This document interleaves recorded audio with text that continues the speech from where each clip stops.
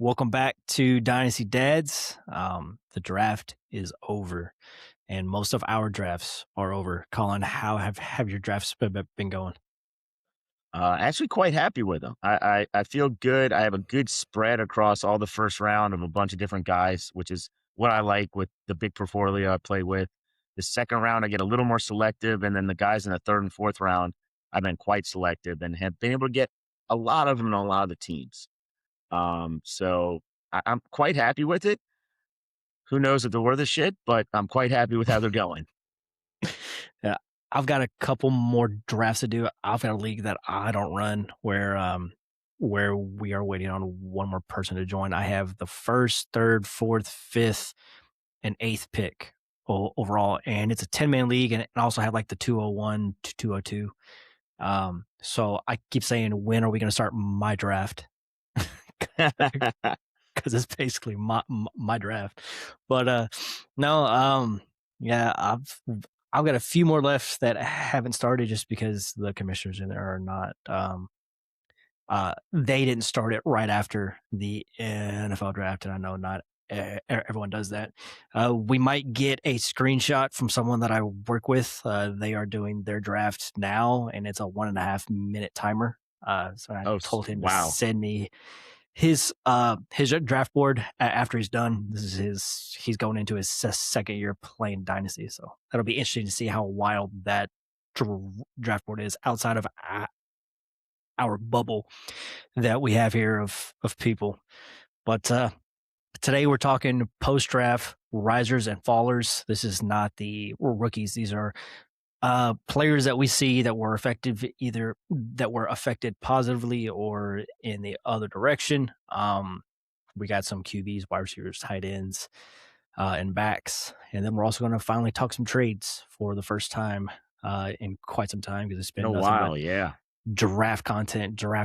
So let's get into some news first. Finally, for sure this time, George Pickens has signed his tag. I know we are going into our third episode saying he signed it, he didn't sign it, and Yes. then he did not now sign it. I'm fully expecting after this goes live that it'll come out that he didn't sign it. So just prepare for that next week. Which I think is good. You know, he's going to play this year.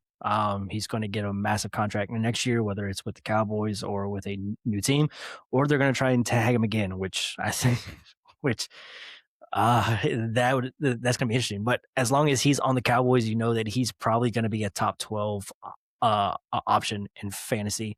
He's going to be a very valuable piece in Dynasty, just because eventually he's going to get a long term contract. I think he's like, what, 26 at this point, 25, um, which, you know, he's still very, very young. Yeah. He might be For 26 now, but still young. Yeah. So good for Dak, not as good for Lamb. You know, but if you have either Lamb or George, you know, if one gets hurt, then the other one's going to be a top 2-3 option in fantasy. You saw that with George this past year, where when Lamb was out, George was like the wide receiver 1, 2, 1, like it was insane. So it sucks for Lamb. I don't know how high I'm going to have him ranked going into the season.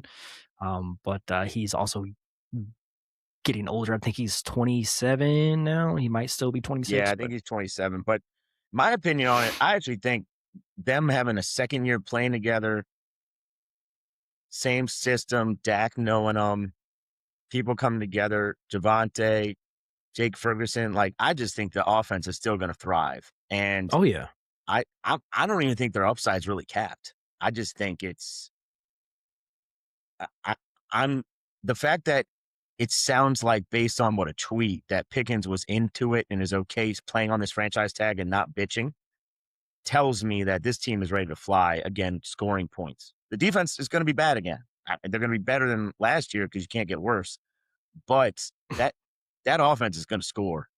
And don't forget how many rushing touchdowns they had. So if they just balance that back, you know, as much as Pickens was injured, but definitely CD, I could see CD bouncing right back to a top 5 wide receiver.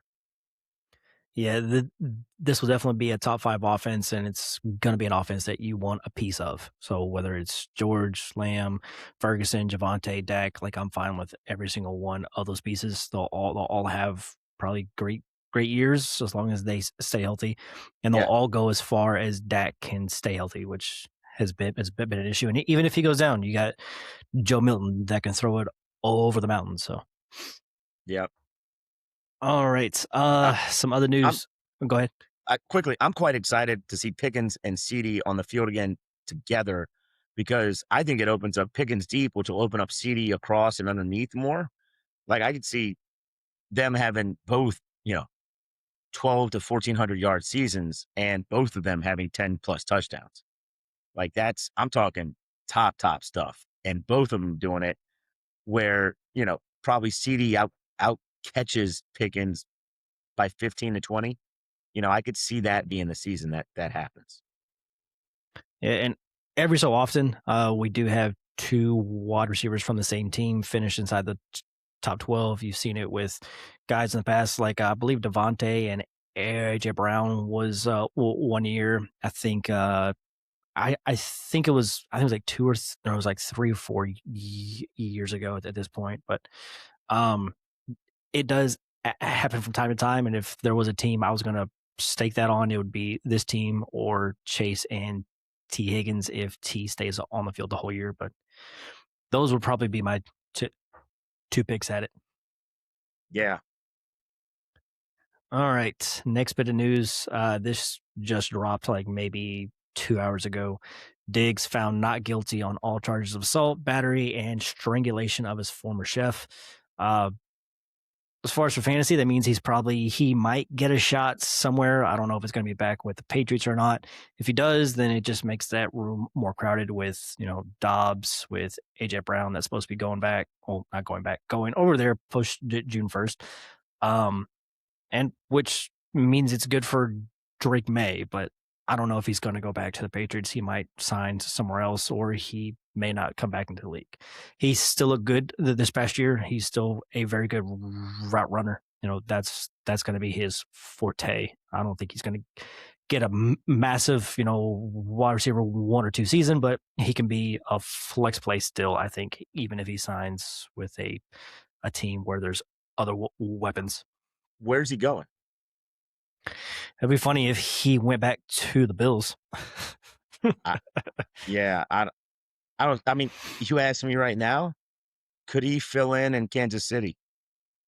And I know That would everyone probably says be a Kansas spot. City, but I think it'd be great with him on the outside, being an old veteran. Worthy looks kind of like a bust. Kelsey getting older. Marquise Brown wasn't the answer. Diggs could be perfect there. Yeah, that's fair. He could also go to the Dolphins that have not a lot there in town, but See, Diggs wants to chase a ring. that's my thing. I think Diggs has made money right on a bunch of contracts. So Yeah. why would he chase a little extra money when he could probably get 10 to 12 on a 1 year deal going to a team he wants to go to? Right? That's my opinion. If the Dolphins would want to pay me 10 to 12 mil to go out there and catch passes for Willis, I'll start driving tonight. So Yeah. Yeah. We'll see you later. All right. Well, I guess we'll see where he lands. We still have other huge names out there, like Tyreek Hill has still not signed with the team. He's probably going to land somewhere. Um, and then, I mean, there's a few other names. We'll probably talk about what guys are left in for free agency next week. Just to recap, there's still a handful full of guys left out there. No one flashy for fantasy, probably outside of Tyreek. I mean, for him, you could say the same thing. Go back to the Chiefs, cheap and try to win a ring. But we'll see. It's still going to be a long offseason. We still have a ways to go. Yep. The last bit of news: A. Rich's 5th-year option was declined, so he's not going to be staying with the Colts, more than likely. Where would you like to see him go? Because he's not going to go somewhere and start. He's going to go somewhere and sit. I mean, so here's the thing. If he's on the team this year, that hurts development, in my opinion. I don't think he's getting traded really. But if you ask me, I think Pittsburgh could be good for him. Would be Yeah, very you've interesting. He's said that got already. receivers. Yeah. and could be an option. Because I still think Pittsburgh's probably too good to get, like, their defense and the talent around them, if Rodgers plays, is too good to do worse than 8 and 9. Like, I could see him at worst being in the middle of the pack again, right? Yeah. And if that's the case, if they're 8 and 9, they're gonna have to trade the world, just go get a rookie, or let's take a shot on this guy and see what we have, or develop in a year and see what else. Anyway, it seems too smart. Now, if the Saints didn't get Shuck, I would have said we should do something like that, but we didn't. You got to think of older quarterbacks on teams is part of it. I mean, one of the best options could have been Miami. Yeah. I don't know. It's been nothing but a downhill spiral for him ever since he pulled himself out of the game because he was Yeah, tired. That probably put a big stink on his name for all the teams in the league. Like you just don't see that ever happen. And he's like, "Yeah, I was tired. Excuse me." yeah. That what he should have I'm done is sorry. what everyone does if they get beat, like a cornerback saying he hurt his hammy and come in next series. You know what I'm saying? Like, if Yeah. you go down and you say you're tired, no, that's not going to cut it. If you go down and say, I felt something weird on my ankle, can you come look at it? You know what I'm saying? People understand that. Lie. You did it wrong. Lie. That's what I'm saying. Lie. Who gives a shit? I felt Yeah. there's something wrong here. Come touch it. I'll tell you where it hurts. You do it for 5 minutes and then you go back on the field, right? But you can't say you're just tired. Yeah. It's never gonna cut. All right. Let's get into some post draft risers. Do you want to go first at QB since you took four of them? I took 4 of them. That's not nice, but also I true. sent you the doc with two blanks underneath it and you put in four and then you did it for a few others. It's like, damn, man, you're just going to take all the fucking players? Shit. But I nah, said, it's "Take fine. some of them." I said, Nah, it's "Take whoever fine. you want," and you took none of my guys. None of them. Nope. I will say one of your guys I almost put on here, but I'm already too high on him, so I couldn't even put him on. So, um, my risers right now are a couple guys I definitely like the situation. So we'll start with QB risers. I have Kyler Murray. I just feel they bought into him, and I truly think if he has even an okay season, and I kind of think he's waking up and becoming a little more of a veteran that, oh, wow, as much as a team may like me or said I was the quarterback and the starter, I got to get my shit together to be able to be the QB and to make a big deal, right? He made some money, but to make a serious big deal after this 1 year. And so he's got the perfect opportunity. Pretty good O line, okay running game, good coaching, and stud receivers. I'm just, the more I think about it, the more I think he's the guy that Minnesota will refuse to let go, like Sam Darnold. So, in other words, if he has an okay year, all of a sudden Kyler Murray now is the quarterback and gets a 5 year, 5 year, 200 plus million deal. You know what I'm saying? I could see that happening. Whether you think he deserves it or not, he'll get long term stability. And so I'm starting to buy into that idea. What are your thoughts on Kyler? I mean, how does it fail? Is it Kyler? Is it the coaching? Like I I don't understand how it fails. I don't see a way that it fails. Like Kyler, you just have to go in there and run the system. And I think Kyler is still a good QB. I know that he's had a bad 2 years, but I think he's still a good QB. I think he needed a new, fresh start. He's with a good coach now, something that I don't think he's had in quite some time. Um, and he's got, if you look back when he had like Hopkins, when he was still kind of in his prime, when you have a great outside receiver where Kyler loves to throw the ball, I think it's going to be great news for JJ owners, that you finally have a QB and it's not nine but back there. So with Justin Jefferson, Addison, Hawkinson, a solid defense, I don't think Kyler has to do anything special to have a good season. He just needs to go out there and run the system. I think he's still someone that can do that. And for fantasy, hopefully he's not too scared to run the ball. And he can add maybe 500 yards on the ground. That'd be great. Yeah, no, I'm excited about it. I mean, my second winner was somewhat draft related, somewhat just adding another piece, a couple pieces. And my second winner is Bo Nix at quarterback. And it comes down, they got Waddle next to Sutton. They have a true 1A, 1B. And then they also added, oops, excuse me, whew, two pieces on offense. There we go. Two pieces Are on you good? offense they added. They added, whether you like it, Jonah Coleman as a running back who can catch balls and do it kind of all with RJ Harvey, maybe being more of a Alvin Kamara light, running back where he gets less runs up the middle and more just catches.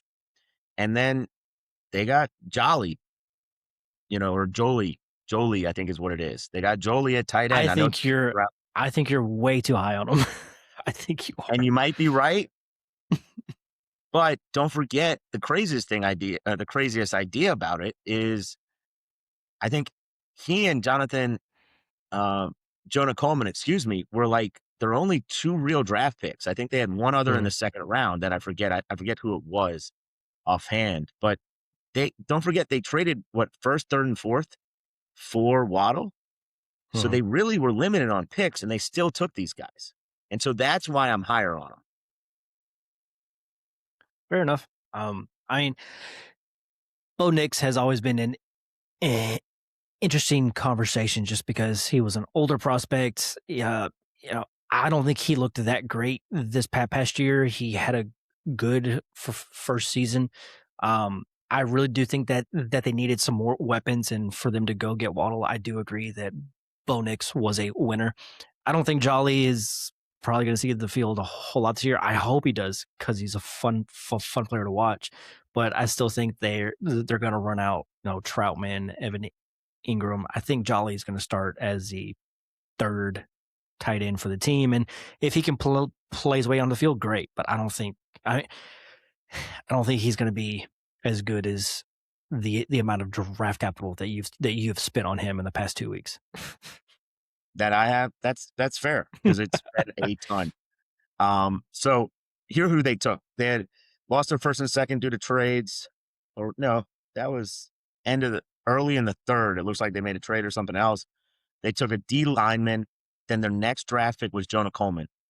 Then they took an offensive lineman, Cage Casey, O lineman from Boise State, and then the next pick was Jolie.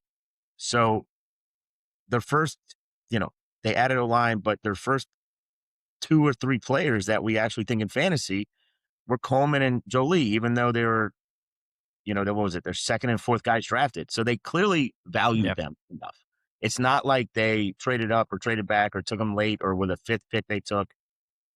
They got their guy Waddle and now they're here. So I'm excited about Bo Nix and his opportunity. They're clearly going to ride him and they think he's good enough to do it. all right. My next player, and it's a homerism if you want to call it that, but I'm still excited. It's Tyler Shuck. But I it's just fair. It's fair. Okay. Well, I'm happy you say that. I just felt they went. They have a second year left tackle, a third year right tackle. The center's going to be healthy. The left guard they got, who was a top 20 left guard from, if you like PFF, he was 19th ranked, but he was still good. You could see it from the Bills.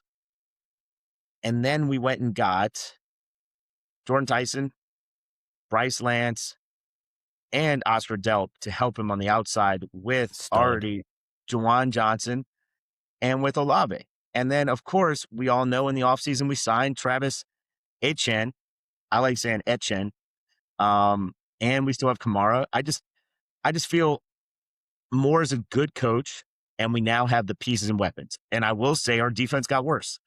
If you watch Saints games, they're going to be fun. If we don't score 24 more points, we're going to be losing like most of those games. If we score 30, of course, we have a good chance of winning. So Chuck is going to be in a perfect situation. Second time in the system, got to start against easier competition. The schedule is a little easier. So I just think Chuck is going to be a nice guy to watch and definitely got a boom in this draft. Yeah, absolutely. I mean, I feel like it can only go one of two ways for the Saints. Either they make the playoffs or they are picking top five again. I don't think there's any in between because they have put put together a very nice team for what they had to work with and the way that Shuck played last year.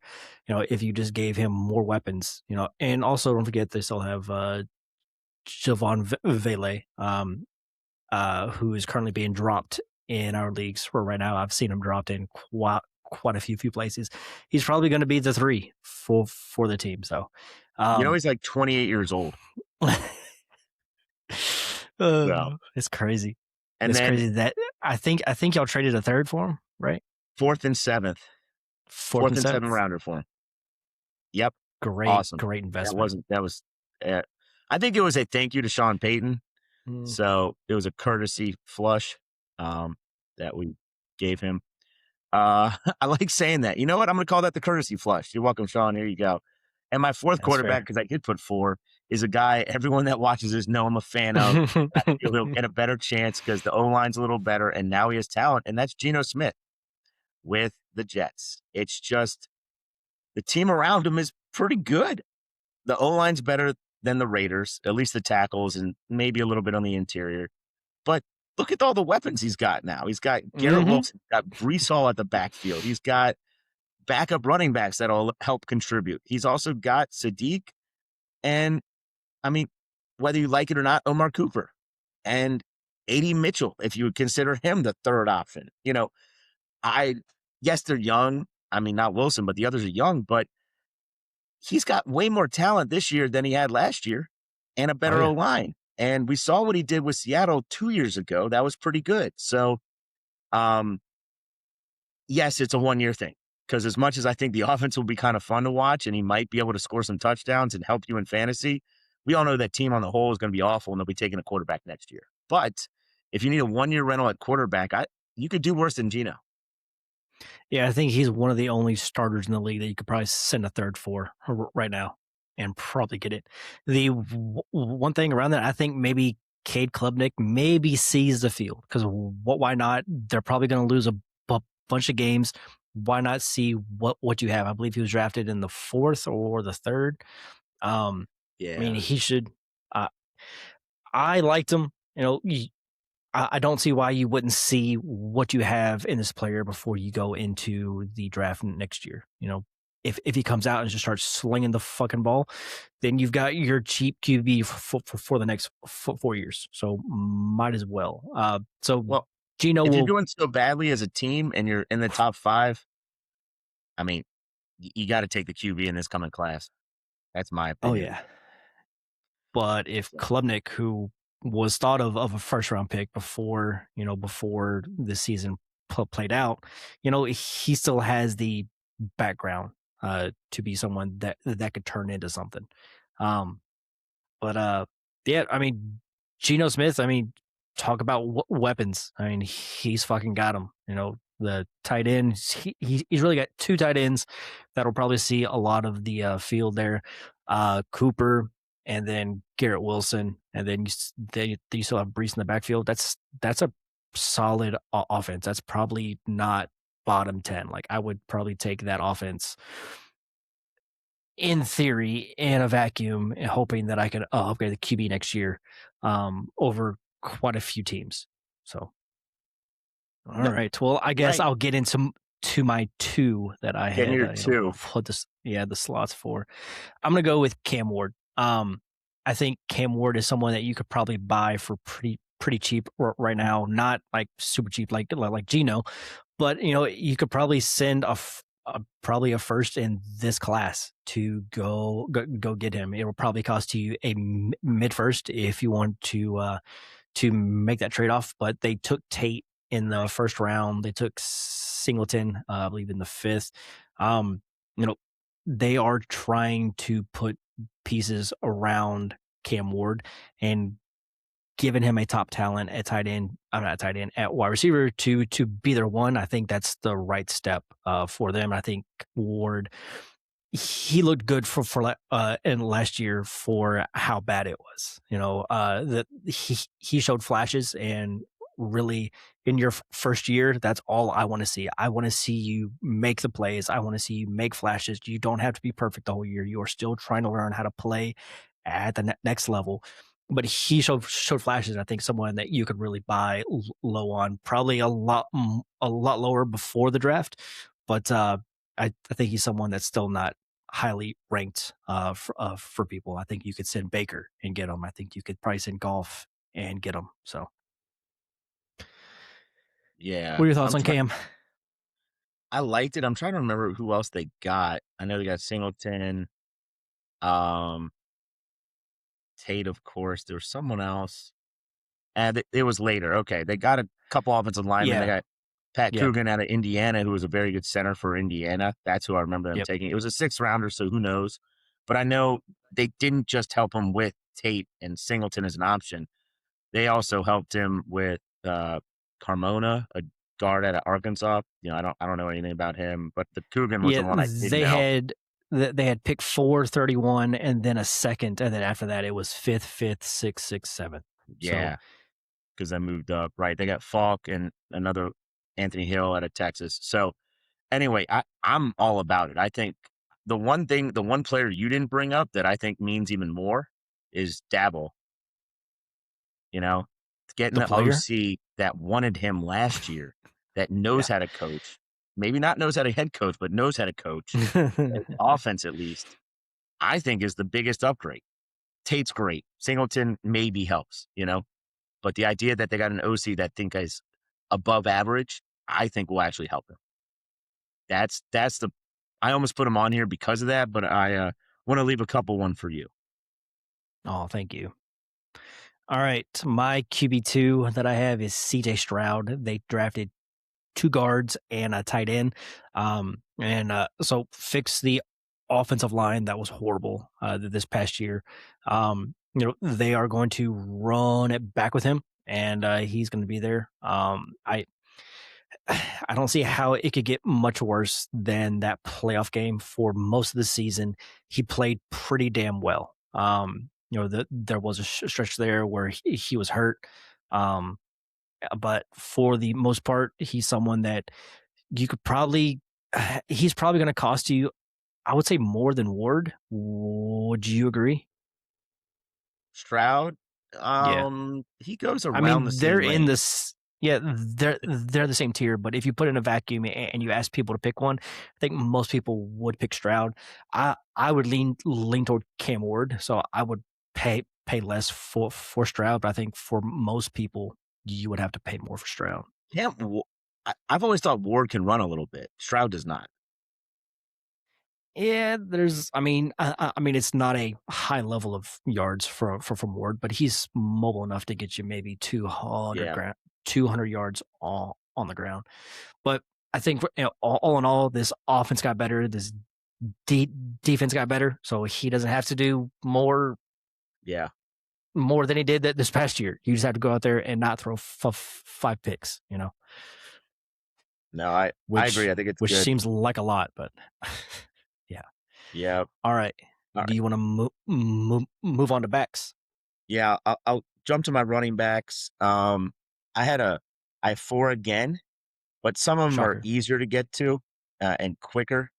I'll start with Chase Brown just because they didn't draft anyone around him, and that Yep. also means a smaller time guy that I think everyone should pick up is Taj Brooks, because I think they might think he's the backup, or Samaje Perine if you feel the 30-year-old is better, but it just means on an offense that could be very electric, they didn't take anyone else to compete at running back, and if something happens to Chase Brown, whoever the running back is has the opportunity to be a top Jamar Chase. 15 running back, right? Yeah. Um, anything you want to say there quickly, or I mean, there's not a whole lot that's on that depth chart, and he has now dodged the draft 2 years in a row. And there's been right? talks about him getting a contract this offseason. So hopefully that happens, but he dodged the bullet again in the draft, and they didn't take anyone. Probably a smart move by the Bengals because they needed all their picks for defense. They did take a wide receiver, I think, like the fourth round. But for the most part, this offense is going to be exactly the same as it was this past year. And with Joe Burrow under center, Chase Brown looks a lot better. So Chase No, Brown, I mean, I, I mean. how does it go wrong? Um, Outside of him getting hurt, like he's probably Injury. going to Yeah. get a contract this offseason, and he's going to be the lead back. They do like to use P Ryan probably more than most people like. I mean, for some reason, he's in there 35% of plays. Like, stop it. But Well, that's what I'm curious. Todd Brooks takes over for him. It was a rookie they liked last year. Clearly, didn't quite hit. And it's a flyer late rounder. Like that's why I'm bringing him up. It's not going to cost you anything. Like yeah. guys are dropping Todd Brooks right now to make Oh room on their rosters, and I would encourage you to keep him. That's where yeah. I'm at. My next guy is we've talked about this team because of the dumb draft picks they made and taking Kalen Black, but one of the guys that I think is quietly could be number 2 on the running back depth chart is Jordan James. So that's San Francisco's second running back behind a 30-year-old Christian McCaffrey that just had 400 touches. Um, with all the question marks they're getting, maybe they feel they have to play Kalen Black. But I think Jordan James overtook Isaac Garendo last year and was the third string behind Brian Robinson. So I feel Jordan James is a name to keep on your radar and to try and get cheap if you want running back flyers late. Like Yeah. I just think he could be very cheap and added. Yeah. Nobody is talking about him but you. So, Right, that and exactly, right? And so exactly. that's Exactly. hey, that's part of it. And yes, he could be I could be wrong, but he's also so cheap, who cares? But if I'm right and somehow CMC goes down and he is the guy getting most of the work, you got, a nice running back 2 out of nothing. Yeah. My next running back is Bucky. Just I feel so much of the sentiment it's negative on him right now and Mhm. Tampa and all that. And it's not like I mean, they signed Gainwell, but they they didn't really do too much else. I Yeah. feel they still believe in him is what it seems like. They took wide receiver, they got Hurst. But I think Bucky is a guy they still believe in as a team. And Rashad White's gone. Like, I think it falls on his shoulders again. I think they're gonna give him a look. And this is his year to either put up or shut up, or was his rookie year just kind of a fluke? So Bucky's a guy I'm going into and excited about. I think his value is going up. I hear a lot of negative sentiment, but I truly believe, based on the draft, that they still believe in him. What are your thoughts there, Gus? I like Bucky as a player. I think he's great. I think he dealt with a lot this past year, and it kept him off the field. He had some issues with injury, and then also he was taking some time for his mental health. There was also that part of it. So, is he back in the game? Is he not back in the game? When he's there and he is good to go, he is one of the best in the league, just on a per touch. Like, just get the ball in this guy's hands, and either in the passing game or on the ground. And I think he's great. I don't think Gainwell is much compared to Bucky. I think a lot of Gainwell's work this past year was just due to Aaron Rodgers. He just needed someone to check the ball down to a lot, and I believe he was the leading pass catcher for that team. So like that that just shows you like I think it was more of Rodgers. I don't think it was anything special with Gainwell. Now he is a good pass catcher, and that is part of what makes Bucky good as well. And for fantasy, is that he catches passes. So how much does Gainwell eat into that work? Hopefully, it's not too much. But I think Bucky is going to get the majority of the work on the ground, and then hopefully he still gets at least most of the work in the passing game. He is a smaller back, so maybe they try to split up the work, and Gainwell is the third down back, and Bucky is the main starter, which is fine because it's very rare to find a guy that's going to take all the work in a backfield. So I, I'm still high on Bucky. I'm probably higher than most. It's just, is he going to be there this year? Like physically and in his head. So I'm going with yes, but yeah, especially because the sentiment was so down after last year's disappointment. I think people bumped him too high, and now he's probably maybe not as high as his rookie, but he's not as down as I no, think people feel. yeah, My last 2 guys, I put them together, and it's Tootin and Rodriguez from the Liam Cohen Jaguars. So I'm excited about that team. I just think as much as we're like, you know, where is he playing cornerback, wide receiver? That doesn't matter. There's a lot of other guys on this team to focus on. And as much as Bechel Tootin is getting a little bit of hype, they signed Chris Rodriguez. I think both could be usable. And if one gets hurt, the other's a top 12 back, is what it seems like to me. I just feel the way the system, the offense, the way Trevor Lawrence played last year. Let's say BTJ gets his head out of his ass. All of a sudden now he is this running game is going to be improved and better. Yeah. Very sneaky there. Tootin, I mean, pretty much everyone thought that they were going to take it back at some point. They did later on. Whether he was, I think it was a free UDFA, agent. Jamari Yeah, Taylor. yeah, yeah. Jamari Jamari Taylor. Taylor. Yeah. But like, there's really nobody else there, and how much are those guys going to split? Neither one of them right now is too expensive. Maybe Tootin is the most expensive, but by a lot. But Yeah. it's like, would you rather have Bucky or Tootin? Like, I'm Bucky, and it's Bucky, not. Bucky. Yeah, So it's Bucky for me. That just shows you how low everyone is on Bucky, but at the same time, Tootin has still not really got a whole lot of hype just yet. Agreed. All right, I'll go into my two backs, two stud guys. You kind of went with the budget beasts. I'm going with the top end guys that got more help. I'm going with Omarion Hampton. I think he got a big bump post draft because they didn't take another back, and they drafted four offensive linemen. They drafted a center in the second, a tackle in the fourth, and two guards in the sixth, just to shore up that offensive line. They're going to get back both their tackles, so the work is going to be more consolidated, and he's got a better O-line going into this year. Hopefully he can stay healthy. This offense is going to be fun to watch. I think this offense is going to be one of the best this year. I'm all in, and I will say this, and you're going to think I'm crazy. I'm in the middle of a startup, and it is 0.25 Crazy. per carry. Yeah, right. That idea. It's 0.25 per carry. Mm-hmm. Nothing else too That's crazy wild. except it's full point tight end premium.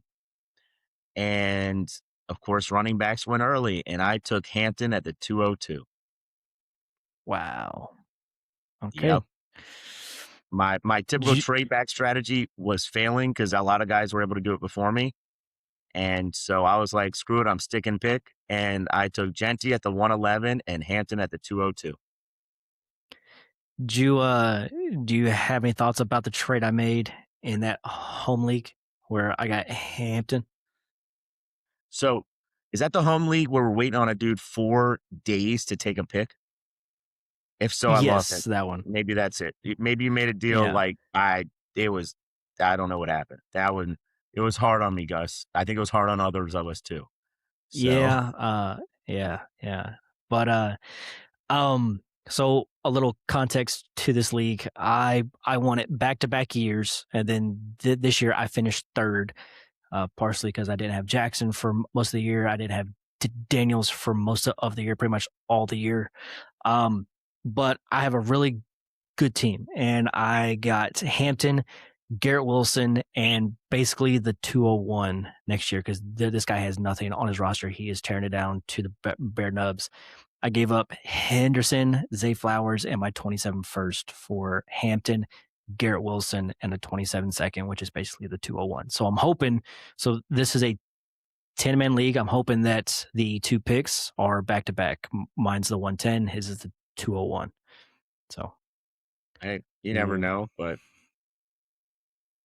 are you sure I'm in that league? Yeah. Pretty sure. That one doesn't sound familiar. I thought it was a 12. You man. aren't. Oh, you aren't in that league.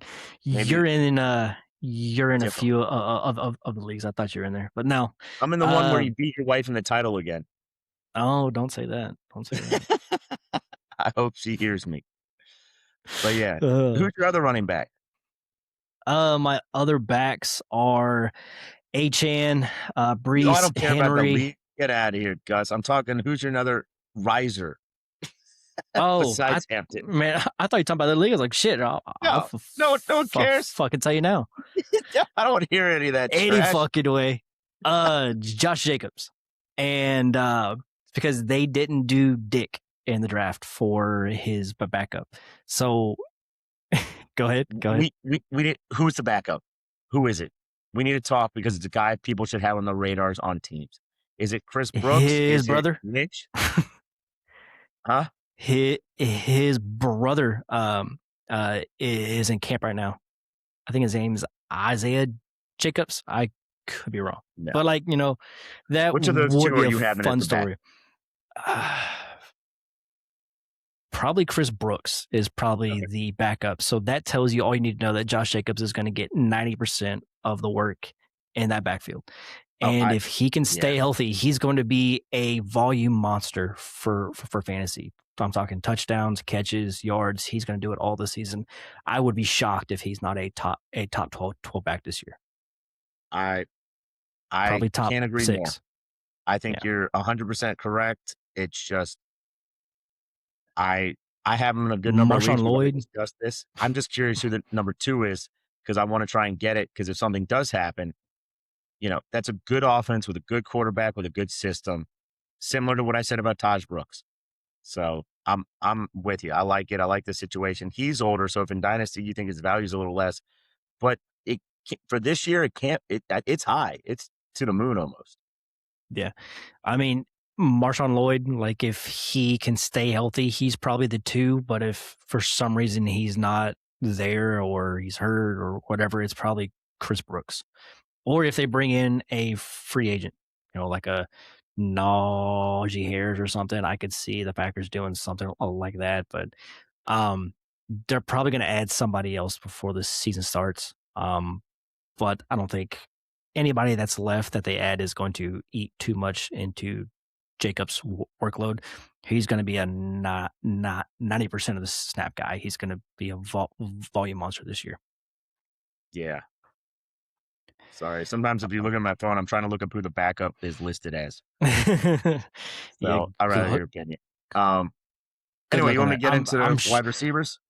I'm sure it is listed as Lloyd right this minute. It is Lloyd, Chris Brooks, Damian Martinez. They also got Strong. So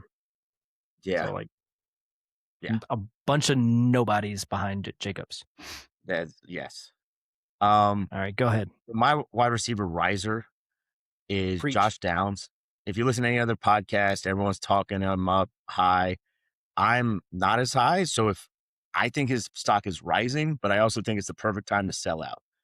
I mean, Gus, I know you and I have discussed this on here, and we've discussed it with other friends in the community, the Dynasty Dads community. Just, I don't know if Daniel Jones without mobility is that good. And so truly, Riley Leonard, I don't think is that good either. Is it time with the hype before the season starts to try and get out? Because he is the number 2 receiver. Alec Pierce is there.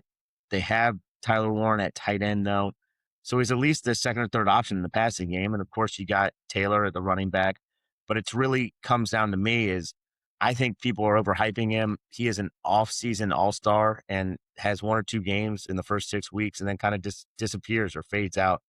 So I think his value's risen, but I also think it's time to get out. What are your thoughts on Josh Downs? I think he's probably going to have the most targets in the offense, and not to say that it's going to be too much more than Warren. I mean, I think him and Warren are going to be pretty close, but Pierce works down the field. I don't think Pierce is going to be a volume monster. It's going to be, a deep shot here and there. He may get a post or a comeback, but I don't think Pierce is getting more than, 10 targets per game. I think Downs is going to push him for that and more. I think Downs is probably going to be the primary target. I don't want to say it like that, primary target, but he's going to get the most targets in that offense as a wide receiver. So it's going to be him, then probably Warren, and then Pierce, and then sprinkle in JT where you see fit. Yeah, you don't. I mean, all the talk is that Pierce is going to get more targets, even though we've liked his deep threat ability. But you think, and he should. Yeah, but I still think where Josh Downs plays on the field and where he wins, he's probably going. I mean, it's not going to be a bunch of yards, but it's going to be a shitload of targets. And with them trading away Pittman, there's a lot of targets that also left that offense. And Pierce was there last year, so was Warren. Where do the Pittman targets go? Do they go to Pierce, or do they go to Downs? Pittman Pittman wasn't really a down the field guy. It was most of the short stuff, so it's probably going to be split up between Warren and Downs, and those are probably going to be the two guys in fantasy that I want the most from the team outside of JT. Pierce is going to be fun in best ball. I don't think he's going to take the next step up and be a wide receiver one, or even a wide receiver two for fantasy. Just because, I mean, he's going into year 5 now, and like he had a good stretch this past season that got him paid. Is the body of work that got him paid. Yeah, yes, yeah. That is the truth. No, I don't disagree. That's kind of why I'm also out on him. But switching to him, staying in the division, it kind of piggybacks your quarterback that you had as a riser, which is CJ Stroud. I just think Jaden Higgins and Jalen Noel get a nice little boost. If Stroud has more time to throw the ball and more opportunity for the offense to develop, we know Nico is always going to get his targets, but there's got to be other options. And we know Schultz isn't a target hog. So it's got to be one or two of these guys. And I think each game it might switch, or who knows how it's going to play out. But I'm starting to feel, I guess, people see these sophomores, see that Stroud didn't do that well because the O-line was so bad. And I feel they're actually attainable, where I think their value is going up, and Jaden Higgins and Jalen Noel. What do you feel about? I mean, you already said you like Stroud, so I'm assuming you're on the same page with me. Not so much on the wide receivers, because you're thinking of you are forgetting about the great Tank Dell that is going to be back this year.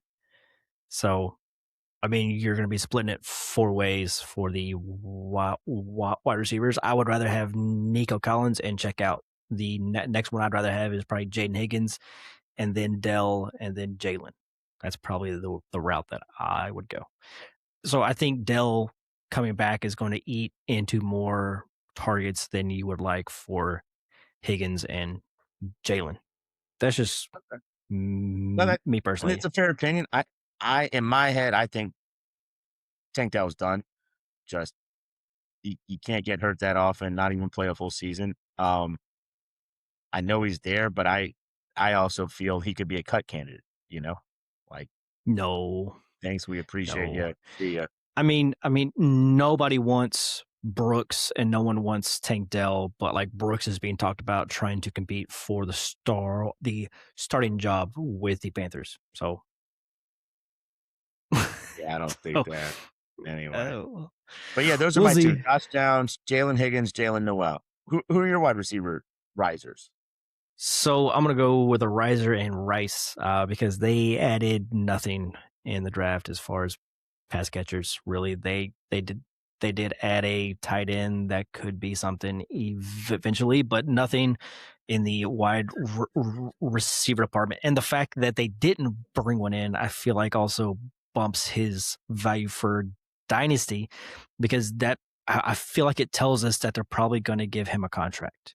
And if they give him a contract, now he's tied to Mahomes with a body of work that shows when I'm on the field, I am a monster for fantasy. When I am off the field, I am a monster to everyone else because I'm a terrible person. But as far as for fantasy, I mean, who are the pass catchers that you are excited about? I mean, it's Rice, and that's about it. Don't say any names. Just go with it. You know what? Sure. Yeah. I mean, yes, that is sure. I'll just go with it. That's fine. All right. And for my next wide receivers, I'm gonna go with the 3-pack with the Packers: Watson, Reed, and Golden. They didn't add any other pass catchers that this draft, and they got rid of Wicks and they got rid of Dobbs. And it's not that now that makes everyone else better, but it consolidates the targets to four main people with Kraft, and then three receivers, and then in that room, it's literally just those three: Watson, Reed, Golden. Um, what? I this one I'm It's fine. like, Don't worry about it don't worry about it. It's Kraft. because if I just think I then know he it's has four Kraft, options. I know it's Kraft. But as far as the wide receivers, if they would have drafted a wide receiver on day two, we would have put him in the fallers just because now that room is back to being That more spread out. This is a consolidation of targets. I still think Watson is the one. I think Golden is the two, and Reed is the slot guy. So you have those main three guys. They're still going to cycle in Savion from time to time. But for the most part, it's going to be Watson. He's the one I want the most, and then it's Golden, and then it's Reed. yeah, I would say it's Kraft, Watson. We aren't talking tight ends, all right, fucker. All right. Yeah, listen, fucker, it's part of the offense. I agree they didn't bring in a receiver after Dobbs played every snap. So that is a Yep. positive. It's just Yeah. Reed got the contract too, but who takes the It was Romeo a Dobbs baby role? contract. Who It who was a takes the baby. Romeo Dobbs? Who? Golden. Golden. Can Golden block? Is he willing to get muddy and hit people? I don't know if he's big enough. That's Anyway, that's I I can't disagree too much. It's just we all agree that Kraft is probably the biggest issue with it. yeah, and if they added a wide receiver, I wouldn't think anything more of Kraft or anything less of Kraft, just because Kraft is going to be Kraft. My tight end five. Wait, is that right? Yeah. One, two, three. Yeah, my tight end five. Anyways, all right. Who are your tight ends? So let me scroll down, back down here. So On my tight ends, unless unless you want to talk more about the Packers receivers, then I'm good. I think everyone's heard enough about your Packers receivers. So I will slide on down. Um, one of them, and it's not a guy either of us were very high on. The more I think about it, the more I think of the offensive coordinator coming over to Detroit is Sam Laporta. I just, he loved Trey McBride, getting him open and scheming it up. Jared Goff and that whole system is probably better with a little better O line. So if his back's okay, which we won't really know, but let's assume at least after the first back surgery or it's a little better. Um, so Sam Laporta to me is one of the winners. I just it's not like they took another tight end. They went and got an offensive tackle, which could help him alleviate him from helping to block in line a little more. Um, has your stance on Laporta changed much? I do like the OC change just because they were so tight end heavy with Trey McBride, which Trey McBride is, you know, I'm not saying Sam Laporta is Trey McBride because we all know that he's not, but maybe we see more that is schemed up for him. But there's also a lot of mouths to feed in that offense with St. Brown, JMO. You got Gibbs out of the backfield, and you got Isaac Tesla. I think he still falls in probably the third target in that offense, probably fourth, but third would probably be where I would throw my head in there. That he's probably the third option. Okay. I could see a world where he's the two.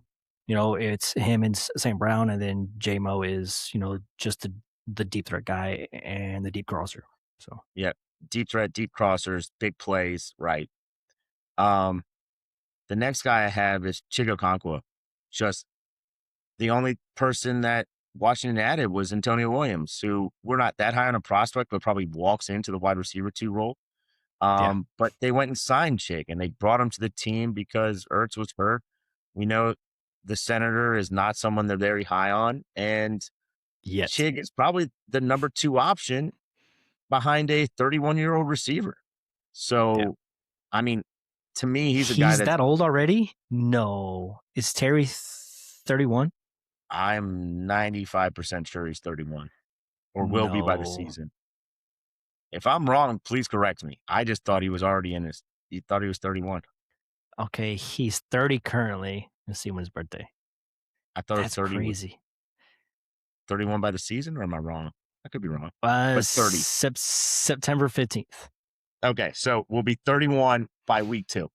Got That's it. crazy. Um, yep. So anyway, that's just something I wanted to bring up there. I think he's getting forgotten about a lot because the opportunity is there if the offense rebounds, which I don't think it might not be as good as Jaden Daniels' rookie season, but it shouldn't be as bad as last year. Yeah. So that's my opinion on it. You have anything to add on Chig? No, I love, that we talk a lot about when you have a consolidation of targets, and it's really going to be that way here. I mean, there's Terry, you're going to have the rookie, and Chig, and I think Chig falls into that second option tier. I mean, there's talk about Brandon Ayuk coming over. We'll see if that pans out or not. But until then, I think Chig is solidly the two. Yeah. And then my third tight end that I had to bring up, just because I think people are so negative and forgotten about, is Mark Andrews. He could still easily be the number 1/2 option on a good offense that should be more prolific and a little better without, so focused on running the ball, even with Derrick Henry. And so I'm excited. They lost one of the tight ends that he was competing with that everyone was high on, and they gave him the extension. So both these things tell me they still want him as part of the team. And with that, I think he's still athletic enough. Yes, he's been dealing with some more injuries the last couple of years, but he's still athletic enough to catch balls and to score touchdowns. That's why we play the sport. All right. Um, my tight ends, I went a bit deeper. One of them is Isaiah Likely.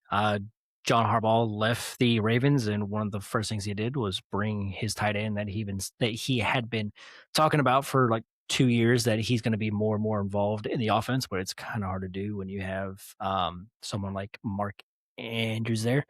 But I mean, they didn't add as much as many weapons as we thought that they were going to do in the draft. We were all expecting one of the big three to go to the Giants. That's all what we were kind of hoping for, and it didn't happen.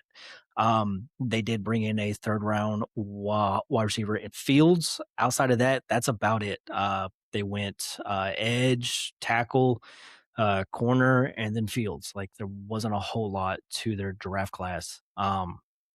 But I really do think that the targets there are going to be go to Neighbors and then go to Likely, like we just talked about with Chig. He's probably going to be the number 2 option. And for some reason, with athletic as Theo Johnson is, he just isn't good at football. Like, if you looked at him last year, like, I didn't get it. Like, this dude's supposed to be a freak, but he's just not good. So I think that Isaiah Likely steps in day one, and he's the number 2 target for that offense. And it's one that we're all excited to see this year with Dart, Neighbors, Cam Scatterboo. They don't have any other backs of note there besides Cam Scatterboo. Uh, yeah. Scatterboo, Tracy can catch balls. No. No, he won't exist. What about Mooney? It's just, What about Mooney? I don't care. What I about don't care about Calvin Mooney. Austin? That one you I don't really care. shouldn't care about. Anyway, I'm with you. I think Likely's probably the number 2 option. You can't bring him in, sign him to the contract. Dart likes to run the ball, is the only thing that could hurt a little bit. But as a number 2 option on any offense, you're still getting the ball. So I'm with you. I'm excited about Likely. Where do you have him? Is he tight end 12 for you? About tight end 9? Or is He's he like got to 15? be in the top 12. I mean, if Top you put 12. him Okay. outside the top 12, I would like to see who you have were ranked higher, because he's going to be the Fair. number 2 target. He's a very athletic guy. He showed flashes when he was with the Ravens. We all saw all the big plays that he had when he was involved. Like, he's a talented player, and I'm hoping that he finally gets a shot, because there's some leagues where I've been holding him for 3 years, just waiting for Mark Andrews to be traded. So here we are. He finally gets Yep. a shot. My second tight end is pretty deep. It's going to be Gunnar Helm for the Titans. Like uh, now that they don't have Chig there, now Helm gets to step into that one role. And I liked Helm. I think Helm did great this past year with the work that he got, and I think they saw enough for them to feel comfortable with him being their tight end one. I'm pretty sure they did draft a tight end, but it was late, and I think he was a blocking tight end, so I don't think he was going to be anything to worry about with Helm. Helm's probably going to be probably the three in that offense, probably four.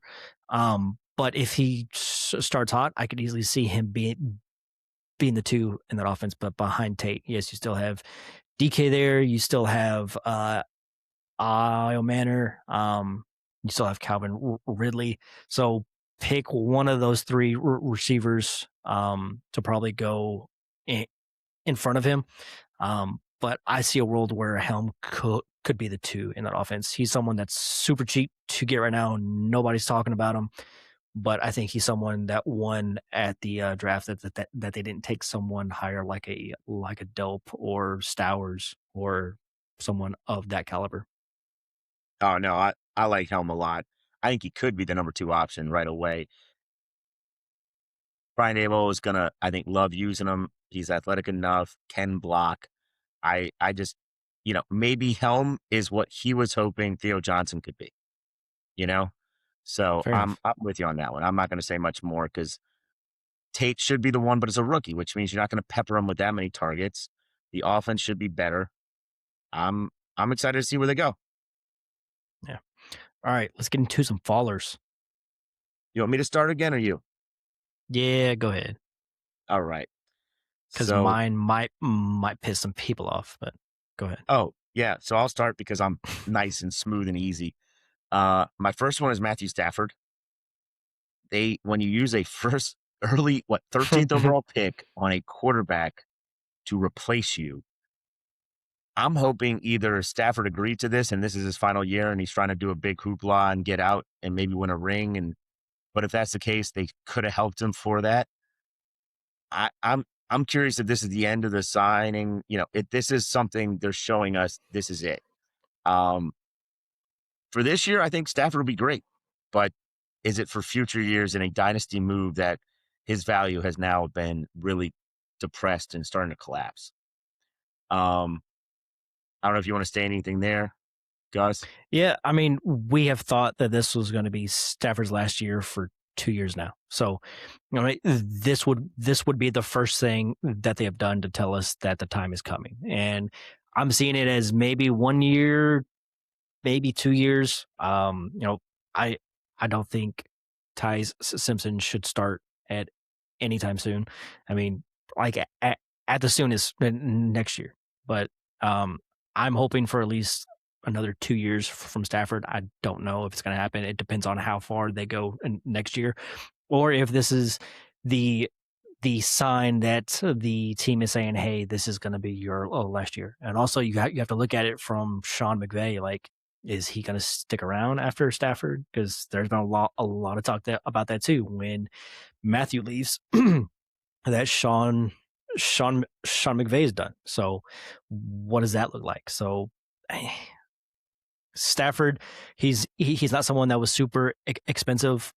There was quite a few people that thought that this was going to be his final year, and then he came out at the awards and said that he was going to play one more season. So that was just something to make everyone happy for one more year in Dynasty.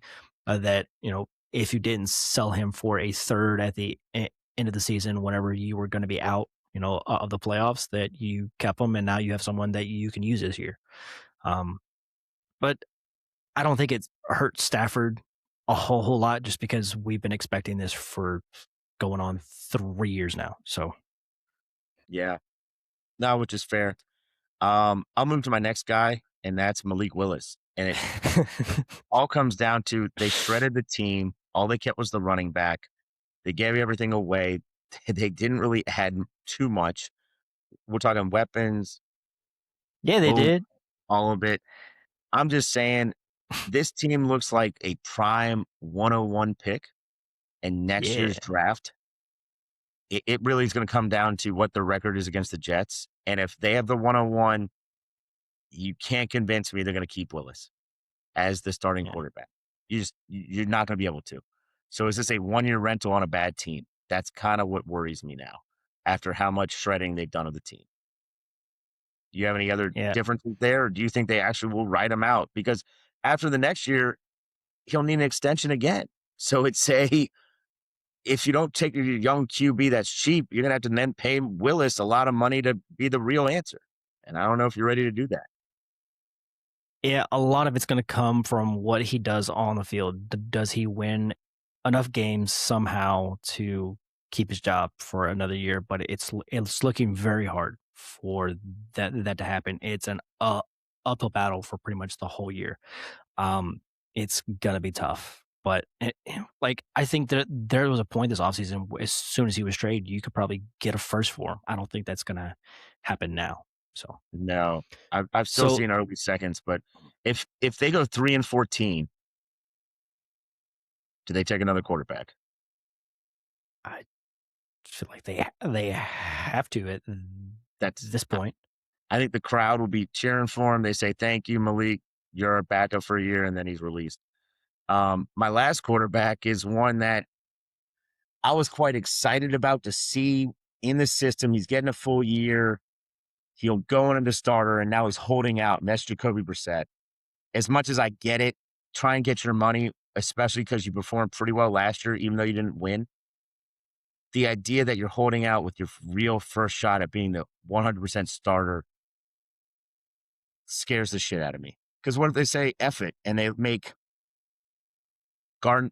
Minshew as the starter and um who's the rookie they just took? Oh my god, I'm forgetting his Beck, name. Beck. Yeah, Carson Beck as the backup and say, "Screw you, Jacoby. If you don't want to be here, see ya." Which I think really hurts the offense because then you don't really see how good Marvin Harrison is. Part of what got me excited is Brissett loved to throw it and did well. Loved chucking it around. Then you can really see if Marv is worth the big extension or not. And with some of these other quarterbacks, you won't know.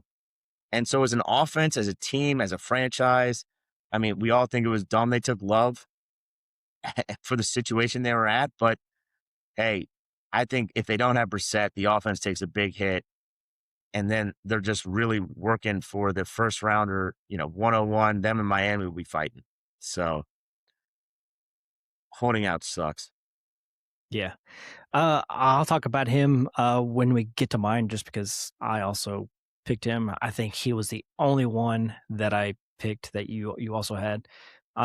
But that guy's draft just ended, and he sent me this set of screenshots, and so I sent him the mock draft that we did this past week.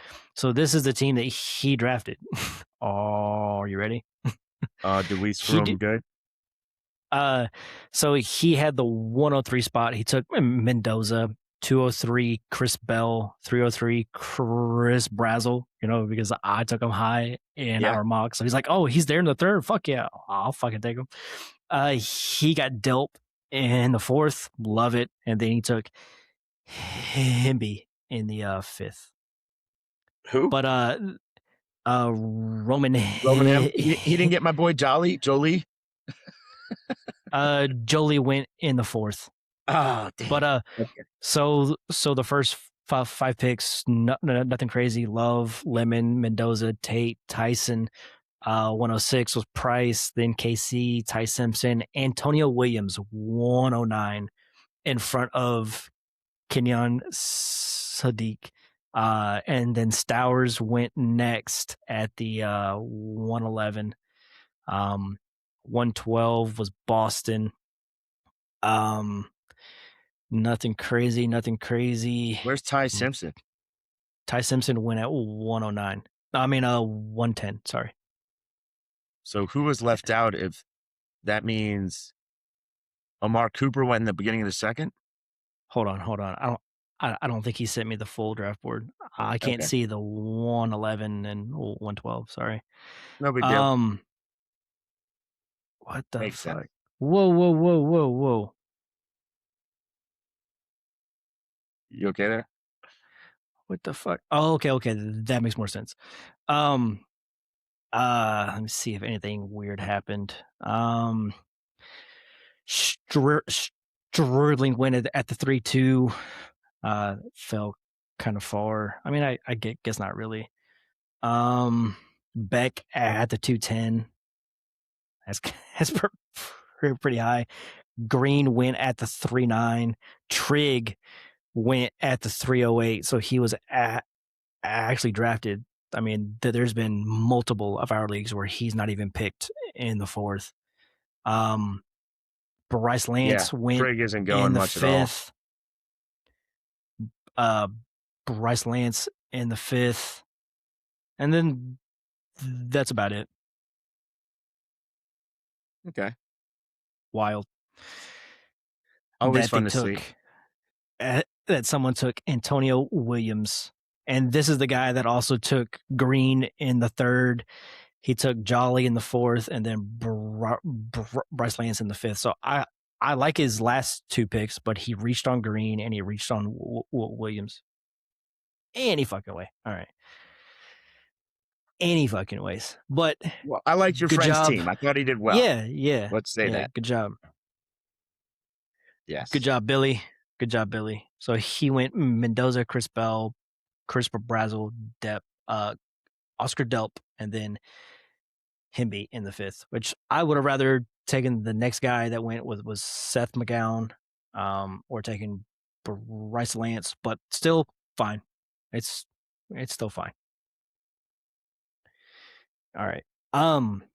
So I will get into my faller QBs. I'll talk a little bit about Jacoby since we just talked about him, but I think before the draft, there was a lot of people that were locked in. Yes, I've got a top 12 QB for next year. It's a 1-year rental. He's going to be slinging it. And now you are in a position where they could either start Carson Beck or who's the other guy they brought in? I forgot who it was. The other QB. Beck and Minshew. Minshew. Okay. Yeah, so you could have Minshew or you could have Beck to start the season, and that just tanks everybody. It takes Marv, Wilson, McBride, Love that was drafted.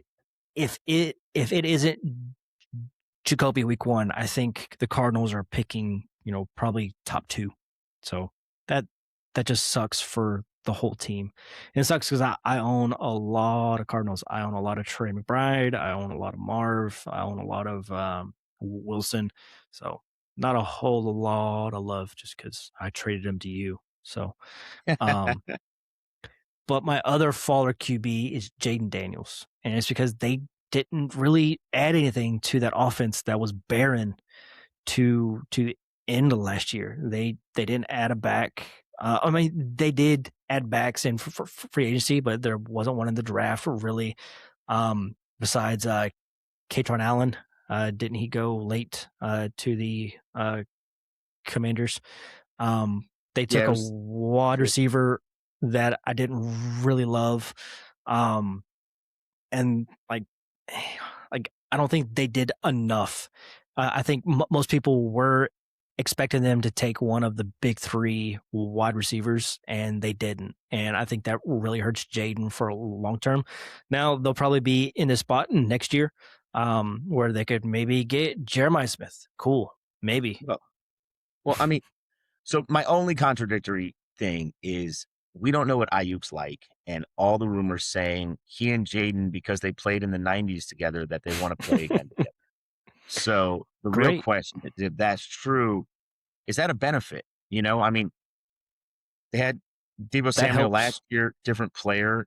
It could help, but I would probably want Deebo over Ayuk, right? But Terry now isn't on a complaining about his contract time the entire offseason and bitching and then sucking.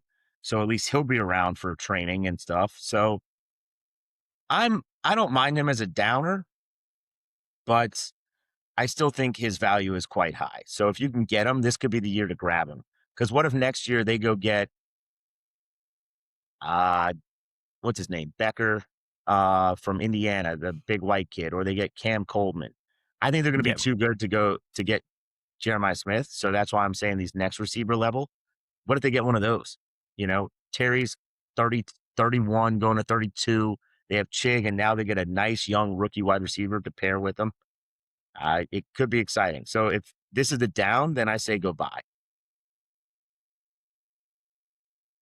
Yeah, and you know, even though he had a very down year this past year, he's still going super high in startups. He's still a first round pick. It's not that his value's down. I just don't think that they did what everyone kind of expected them to do, which was help Jaden. They, I guess they tried, but this is a pretty bare offense unless they bring in Ayuk. But I guess we'll see. Yeah, Let's agreed. go to your backs. So my running backs are the fallers. Two of them are quite easy, so I'll pair them together. It's Zach Charbonnet because he's hurt and they took a first round running back. It's just really, when does he make it back? You haven't heard much about that, but which means he's not ahead of schedule, but it doesn't also mean he's behind schedule. He might be back in November, but the injury happened so late when he had surgery so late. It hurts him. And the other guy is Tyler Algier, just getting screwed again when they go take the young, hot rookie with James Conner on the team and not getting the true opportunity to be the starter. Um, I'll I'll throw in another guy that didn't really get replaced, but just didn't perform when he had the opportunity, which is Jordan Mason. They got Claiborne, Yeah. um, as the rookie. They got Aaron Jones, now looks healthy. You know, is Mason going to be a rotational back that you could use, or is he kind of just an afterthought at this point? And I don't really know. We know they traded for him before last season and he got some opportunity, but I didn't think he did great with it. Now, let's be honest, part of that was 9 being awful. So it's Mm-hmm. hard to watch or think about. Could he be better with Kyler Murray? Yes, but I just think the value of him is really low. If you believe in the opportunity or you believe in the player, go get him. If not, his value's tanking down, and try and get something for him. What do you think of all three of these guys? Charbonnet, Algier, and Mason. I feel for Tyler Algier because this guy's been nothing but great when he's gotten a chance, and you know, shame on the Cardinals. Really, this is fucked up, man. Like he sat behind Bijan after going for over 1,000 yards his first season. The next season they draft Bijan, and then two years later now he gets to go get a starting job, and all of a sudden they draft a top top three.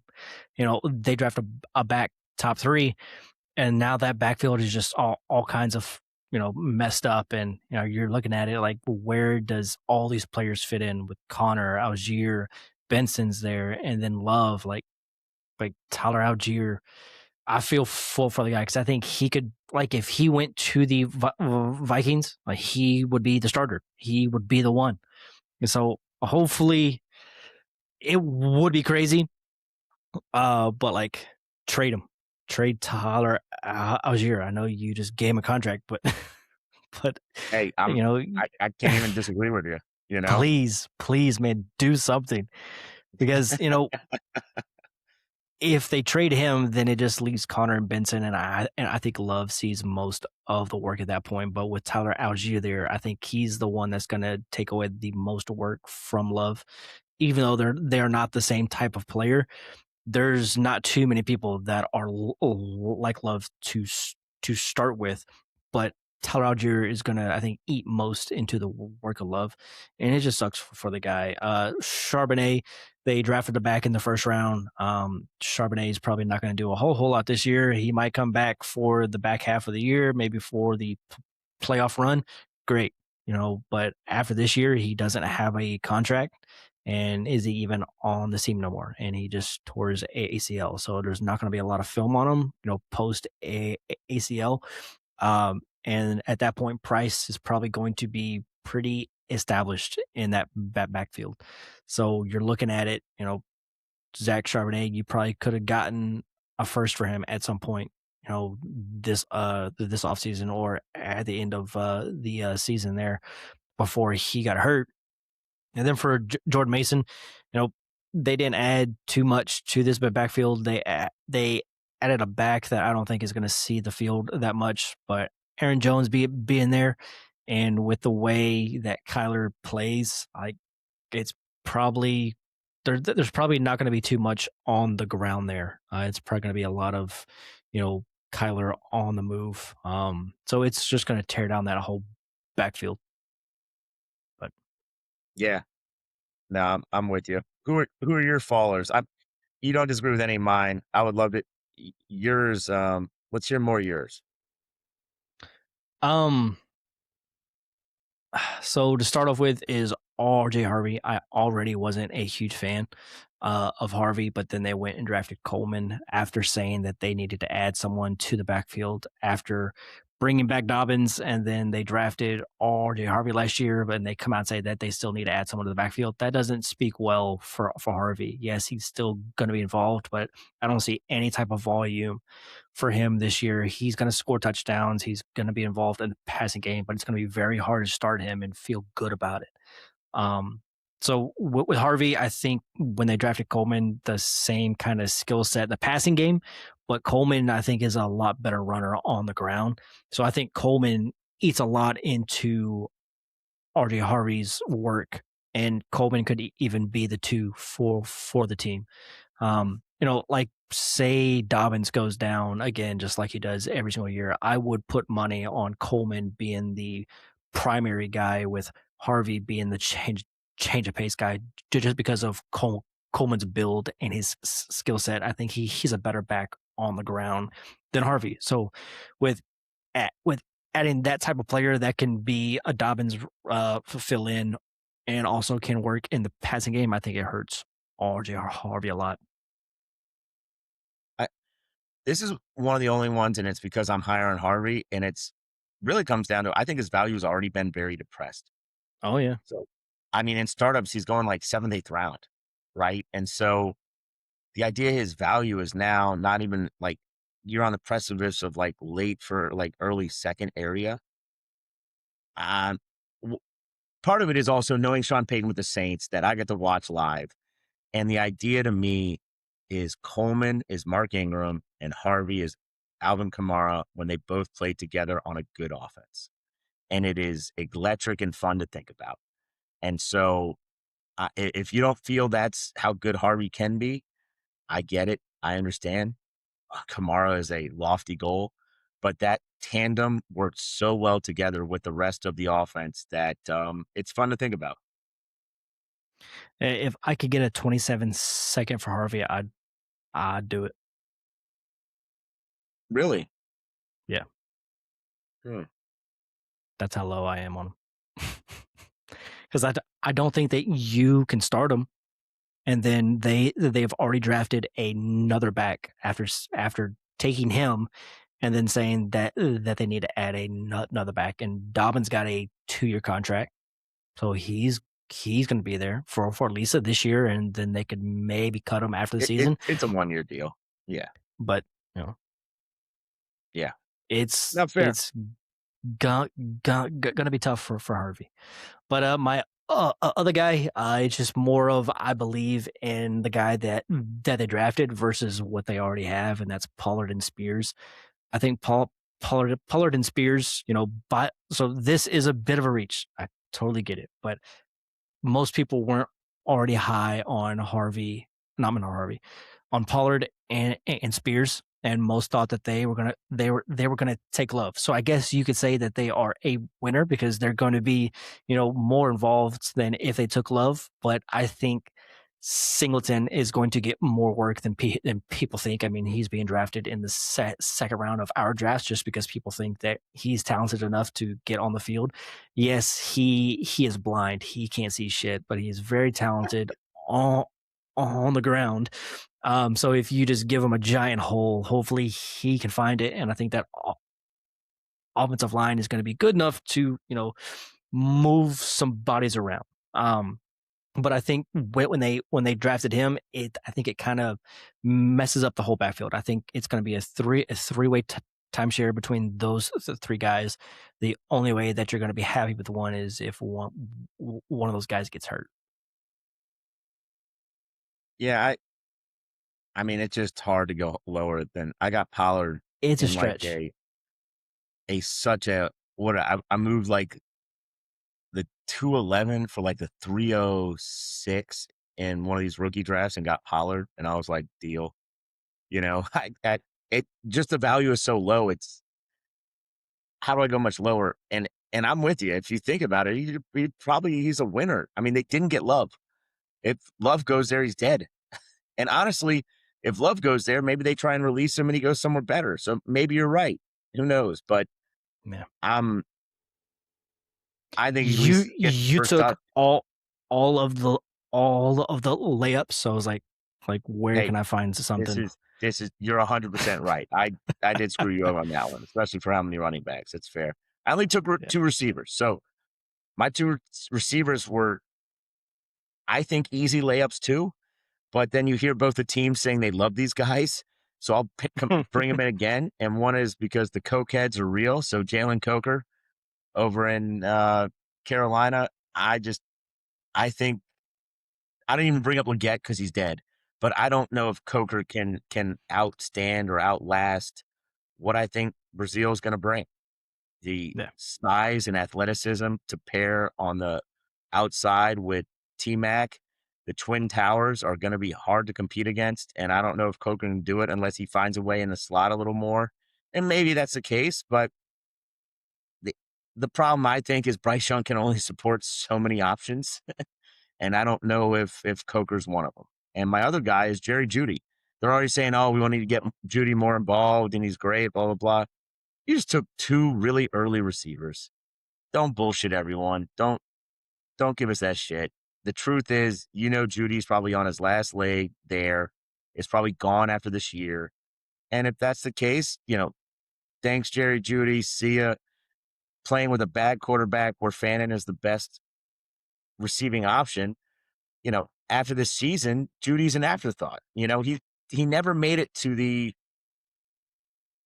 Stephon Diggs level, in my opinion. And since he never made it there, I don't think he'll get an option to do that. Do you? So what do you think of these two? I think Jerry Judy needs to be traded. Like, go to the Commanders. Go somewhere where you can be the two. That's You not don't bad, have to be the actually. one. Yeah. Yeah. Go to the Commanders. Give up a fourth for him. Something. Yeah. And then Coker, I do like Coker, but I like the other two guys better. I like Chris Brazel and I like T Mac. I think it's funny as shit that they have these tall ass receivers and then their QB is 5'9". I didn't even think of that. That is pretty hilarious. It's like, look, it's hard for him to see over the line, so let's just get some tall guys downfield, so hopefully he can see the guys downfield. I didn't even think of that. That makes me giggle, actually. That's quite true. That That they didn't even look at that that or think of had that. to be said in that draft room. Any I fucking love it. way. I'll go to my two. One is a guy that I just traded for, and that's Garrett Wilson. And it's not because Garrett Wilson's a bad player. He's a great player. It's just they have added so much competition to that offense with Cooper, with Sadiq. I think that there's going to be more to go around in that offense, one that we don't think the best of. Not that it's going to be bottom of the barrel, but it's going to be very tight on the pie there. There's not going to be too much to go around like a Dallas or the Bengals or something like that. Like, they're going to be probably somewhere middle to bottom half in that range of offensive output. And Garrett Wilson's been great when he's been the only one there. And then you have A.D. Mitchell, Cooper, and then the tight end that they brought in, and then they have Brees Hall. Like, there's more targets in that offense. Now, Garrett Wilson's still going to be fine for fantasy, but I don't think he's got the the top 12 in his range of outcomes this year He's got better until they quarterback get it. play, in my opinion, which we've already said. Yes. And honestly, I mean, even when they had Devontae Adams, he still got a good number of targets and looks. Oh yeah. That was with Rodgers. Stud. I don't know. I understand his values falling, and part of it just because rookies and excitement with new guys bring new names, and Garrett Wilson is kind of an older guy that hasn't popped into the top 6 of wide receivers yet. So his value is kind of a mad guy. Oh, he's Yeah. getting old, even though he's not that old. He's I agree his 25. values come down. I think more perception than actually what he can provide in fantasy. Yeah. Yeah. I think he's going to be fine for fantasy, but when people see you add 2 first round weapons, it's like it has to affect the total number of targets that you get this year. But he's still going to be just fine for fantasy. I still have a bunch of shares. I traded for him just because I still believe that he's going to be good for fantasy, just not great. So, all right, my second one is going to be DK Metcalf. For starters, they don't have a QB that's named just yet. It might be Drew Aller. It could be Will Howard. And then they also drafted another receiver in Jeremy Bernard. So there's more targets now to go around in that offense. DK didn't do well last year with Rodgers. So if it comes back and it is Rodgers, then, what is DK going to be like? Does he just fade away? Like, he's going to be there for a long time. And I don't know if this team is going to be bad enough to get into the top 5 to get a QB next year. So who is the QB next year? You're looking at probably Geno Smith next year. He's just going to bounce around. I would be But okay with that. I already said it went DK, down. Yeah. I yeah, mean, with it, DK, there wasn't much, hope that it would get better post draft, but then they were trying to take Mekhi Lemon. So like if he went there, it would have been worse. And thank God that didn't happen, because that would have just killed me inside to know that now he's going to be the 3 for that team for that has no QB. But yeah, DK, I don't see his value going up anytime soon. no, he's only on Unfortunately. the slow gradual decline. And the one name you didn't even put in here was Pittman. I mean, Yeah. to me, Pittman is probably the more worrisome. Does Pittman immediately come and be the number 1 or get a couple more targets with DK, both in the outside? Bernard, I'm not as scared about, but you never really know what's going on with it, right? Yeah. I just, I, I agree. They don't have a QB. If Rodgers comes in, Rodgers will probably like both the big twin towers again with Pittman and DK, but it really is. Last year was probably the best we're going to see, and I have a lot of shares, so I'm a little sad, Same. but I have too much. And the problem is, what are you trading? Like, would you take a 27-second for DK right now? No. See, that's the problem. I don't. No one's giving you a first, and I don't think people are giving you 2 seconds. Yeah, it's tough. He's a hold, and hope they get a QB that's not Rodgers. Like, I would be happy with Gino, or if somehow Jacoby Brissett gets cut before the season and he goes to the Steelers. Woo! Oof, sign me up. Sign me I'd up. be pumped. I'm in, and they don't have Arthur Smith anymore, so hell yeah! Mm-hmm. Like, these are all positives. So, I'll move on Tight to the ends. negative tight ends. I mean, you talked about Garrett Wilson. My tight end is dead.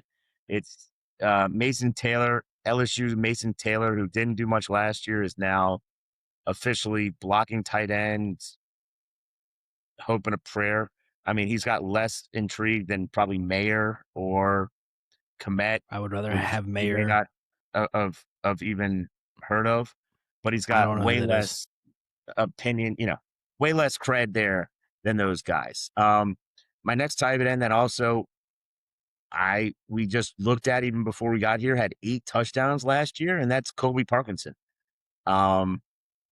As much as he had a great year last year, and especially down the stretch, while some of the receivers were injured and out, Parkinson blew up and did great and was a nice option for Stafford. I just feel with getting Claire, they're talking they want to get Ferguson more involved.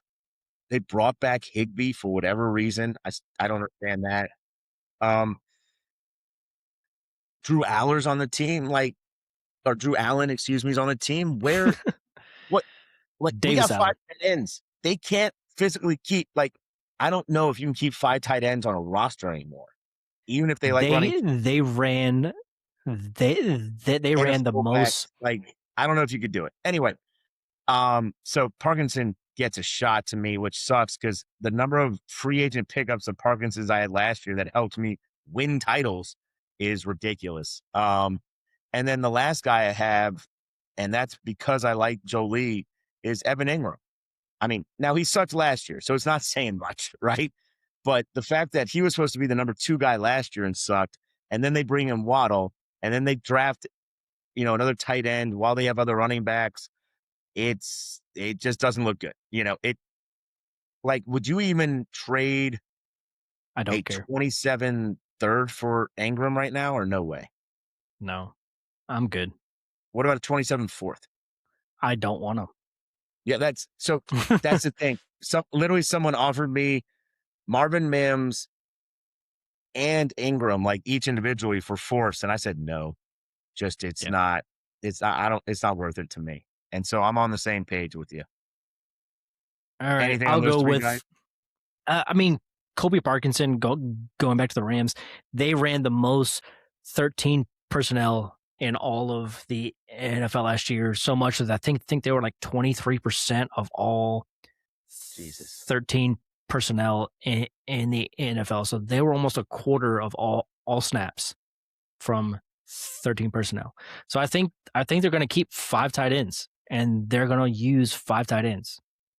This is probably going to be a new trend that you're going to see is more and more teams using 3 tight ends, just because defenses have gotten smaller. You've seen them go more into nickel and dime packages, and good luck trying to stop an offense with 3 tight ends on the field when you're in nickel and dime. So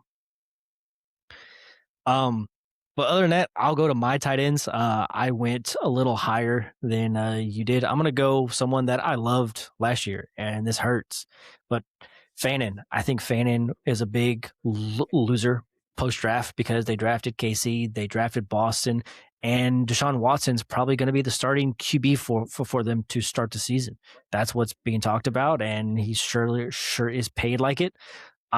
Which they didn't play together last year. So you have no idea what to expect with Fannin.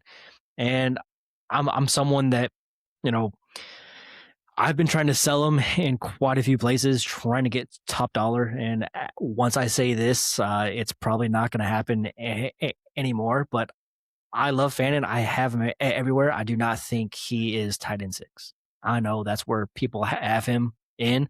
He's not for me. Now, to be fair, he's like tight end 7, 8. He's still up there just because of what he did at his age.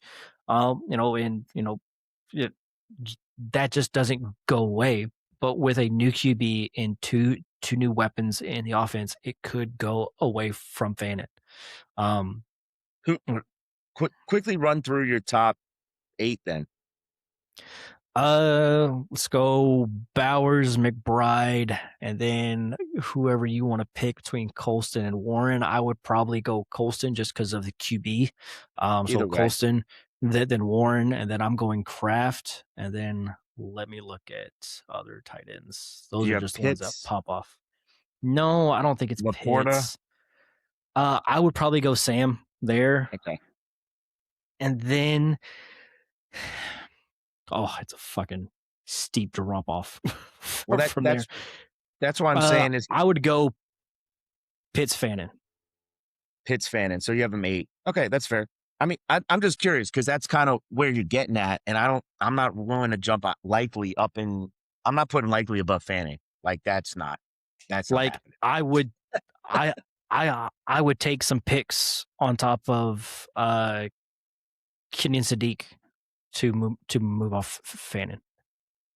Like Okay. if someone offer me a first in the next year and Sadiq, I'm doing it. If someone offered me, No.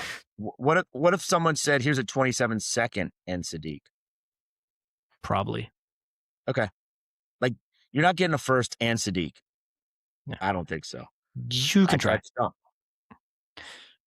Right? Like, and then after that, like Gadsden is like the next tight end Right. on sleeper who didn't Njoku just meet with them. I guess that's something that we should have put in the news, but like he could fall off the face of the earth, and you have Kincaid, Ferguson, Strange, Kittle, likely. So like if someone offered me like if I wasn't trying to win this year and someone offered me a first and Stowers for Fannin, I would do it. Okay. But Interesting. but it's so fucked up because I was the biggest fan of Fannin last offseason. Pre-draft, I was like, dude, like this is like my tight end 3 in this class. Like I think I had him as my tight end 2, just based off film. It was Warren, then him, and then Colston. Like so, there was no one that was a bigger fan of Fannin than me. But you are taking a shot here that he's able to keep up the same level of work with 2 new weapons and then a QB that he's never played with a new coaching staff. Yeah. Yeah. It's Well, I tough. think I think this was fun. I think these are great that we went through them. Hopefully, it'll help people that are listening. Guys, I maybe still got one more left. All right. wait, did I miss it? Maybe I did. Yeah. Yes, Oh, because I read it Jawan quickly. Johnson, because they drafted the GOAT, Oscar Delp, and they also drafted Tyson. So I think there's just more pass catchers in that offense, and I think Delp was probably going to get on the field sooner than later. Not that Jawan Johnson isn't going to help the team this year, but I think Delp is going to get on the field this year, and I can't wait to see it. So I'm fine with that. If they're all on the field and we're looking good, who cares? yeah. Um, I All mean, right, but you want to yes, talk some Juwan Johnson, I trades? think, is a downer because after this year he could be cut. So Yeah. that's the bigger issue. Um, All right. All these trades are yours, so I'm gonna let you take the lead on them. Here, let me oh, you didn't put any get. others in? Oh shit. Nope, nope. It was Oh just wow. yours. Just mine. Well, this is fun. So I see you're putting them up on the screen, which is nice and helpful. So I will read the trade and then I'll give context and will love your opinion. Um, so I received Justin Jefferson, Jeremiah Love, and a 27th third, and I sent away Puka, a 27 first, a 28 first, and a 28 second. And the context I have to give here is I won the league, so I had quite a good team. Um, as in it's good and depth and all that. The team that I traded to was the 101. It was actually their pick. So they're not that good. Does that mean my 27 first is going to be the 112? No, but do I think I'm definitely a playoff team? Yes. Should That's be. the goal. Yeah, Random unlucky shit, then this is really bad. But let's assume I'm a playoff team. Who knows what happens? And this team should be still rebuilding. And so that 27 third could be early. Hopefully the 27 first is late. And then 28 first, 28 second. Who knows? But my team is younger and good. You know, just looking at it, Jefferson now and Jeremiah Love, and I had enough depth and skill to win the league with what I had last year. So would love your opinion because it does feel and seem steep for Jeremiah Love, but I think that's what you got to do to go get the stud. yeah. I think that Puka and Justin Jefferson aren't that far apart after this year. So the fact that you got the 101 and you gave up in your mind what is too late first for the next 2 years. Uh, I think I still take the Love side, even though it's probably not going to be great for Love this year. I think going down the road, you'll be very happy that you have Love and Justin Jefferson, and then there's still the question of Puka after Stafford.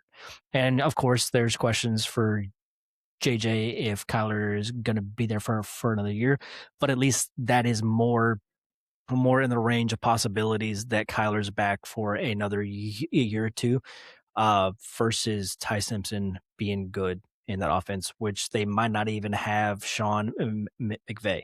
Not to say that you should sell Puka right now at his peak, but he's probably going to take a big hit in value after Stafford's gone, just because a lot. I mean, all of his work has come from Stafford. So does the new QB see Puka the same way? Which Puka is a great player. I'm not trying to say he's not, but QBs matter so much for good wide receivers. Just look at Garrett Wilson, great receiver, has never had a good QB. So he's been in the middling wide receiver twos to back in one. So I'm good Yeah, with it. no, for sure. I mean, I'm a little surprised you went on my side, but I get it. Especially the context definitely brings some of that in. You know, if it was a random or my team was barely competing, you might even want to go the other way. But I went up and I guess shoot or shoot, baby. Shoot Um, or shoot. you want to go to the next trade? Yeah, Scroll let's do down. it. So this one, I would love your input. I had the 104. It wasn't actually my pick. I think it was one I traded for. Um, but I needed a running back for the team to actually be a true title contender, if that makes sense. Mhm. There's some of those top guys you're not just getting with the 104. So I decided, let me see what I can get with some of these picks. The team that had Cook was somewhat trying to rebuild. And this is the deal. So the deal is I get James Cook and I give up the 104 in this draft. And kind of the way I thought of it is if I need running back, you can take Jadarian Price that early, which I'm not super excited about. But I think Cook is just more of a sure thing on still a good offense. And so Yep. I went and took Cook. You could see that he ended up taking Fernando Mendoza, is who he took at the 104. But for me, I didn't need quarterback. And so that was not going to be a choice. So really, it was going to be a running back or this. What are your thoughts on Cook or the 104? So this was your pick, right? This 104.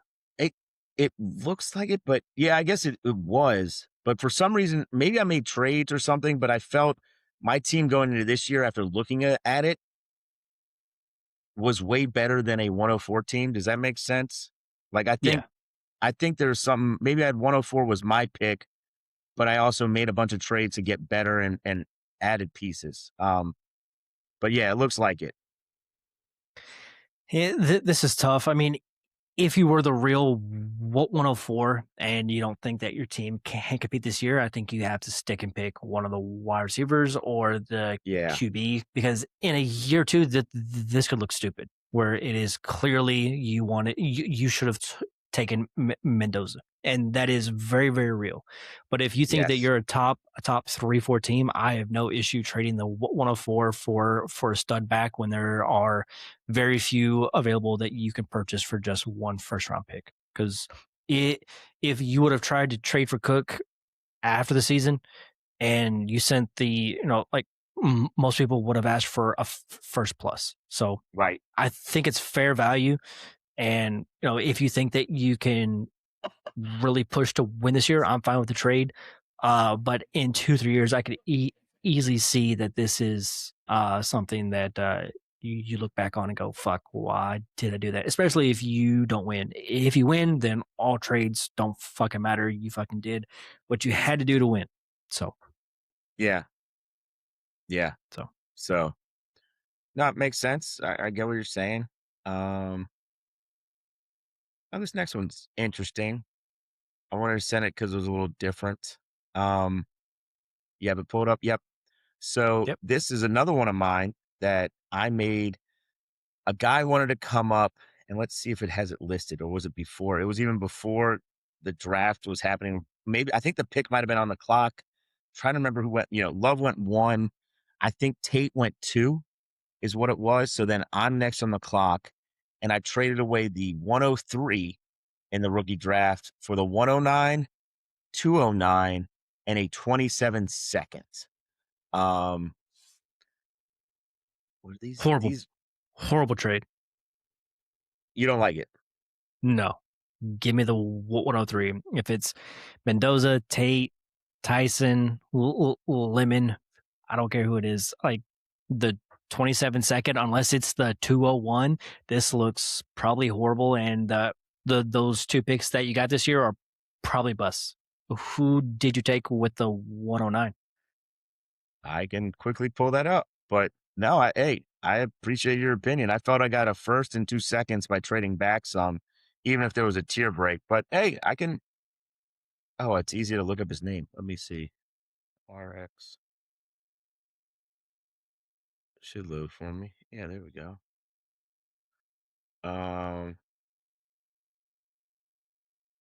Another one. Let's see here. Sorry. Hold, please. Go ahead. Another one was a league. No, that guy that's holding up 3 leagues, people think that they found him on Facebook. So like people are trying to hunt this guy down to fucking get him to pay. Oh, wait. No, that's not it. That's not good. Wait. How is that right?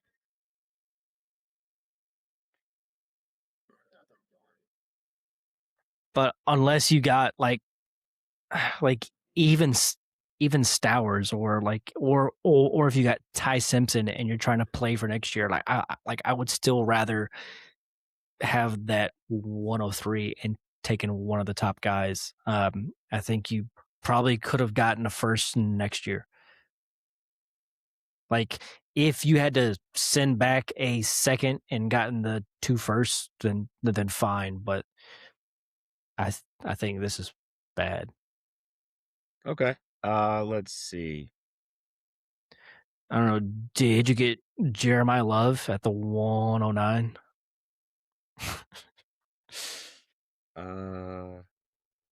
Like even if you got Price, like that would make it better. Or if you got Sadiq, which I don't think that you did, you're probably looking at Ty Simpson. You're probably looking at maybe KC if you fell. Stowers, Ty Simpson. I think I already said his name, but Why am I having so much trouble working this I don't damn know, app? It man. should be easy. God Because damn. part of the problem when I pulled up the draft, it came back with picks that I don't think I actually took. Just close the app. I mean, you could also maybe traded away the pick I think what happened is I ended up after making the more fact. trades, and that Yeah, screws that sounds about everything up. right. Yeah, that's definitely what I did. Who went at that spot? In this league, it looks like Sadiq.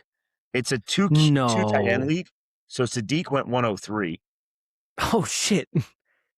and yeah, this looks all foobar. It's tough. It's tough to look at just thinking about it. But I forgot the reason I sent it was it kind of talks about whether you tier up or not. The 109 went Eli Stowers, and the 209 went Max. Max Clare? Max Clare because tight ends are needed. But it Oh. wasn't me because I don't have any of those guys on my team.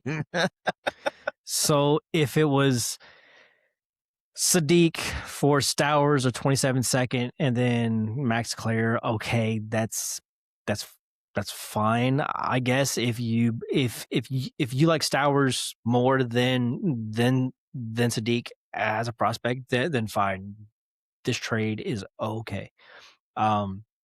And if you like the team that Stowers went, instead, but just in a normal league like ours where it's not 2 tight ends, I think this is bad. But if the picks fell the way they fell, then fine. Oh, shit. Okay, I figured out what happened. So at the same time I sent this offer out to someone, I sent an offer at the exact same time to a different manager in the same league.